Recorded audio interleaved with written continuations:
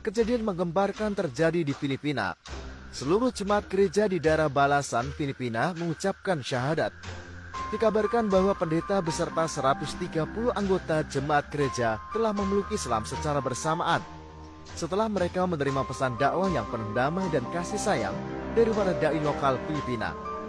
Allahu Akbar. At ako'y sumasaksi na si Muhammad ay sugo, propeta ng Allah. At ako'y sumasaksi na si Jesus, anak ni Maria, ay sugo, propeta ng Allah. Allahu Akbar.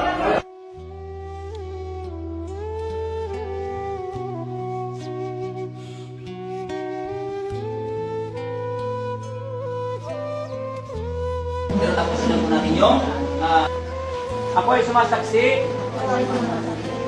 na walang Diyos na dapat sambahin maliban si Allah. At ako'y sumasaksi na si Muhammad ay huling sugo at propeta ni Allah. Ashhadu an la ilaha illa Allah wa ashhadu anna Muhammadan Rasul Allah. Allahu Akbar. Allahu Akbar. Ang ibig sabihin ng Allahu Akbar, ang Allah ay dakilang rin po. Kayo ay isa ng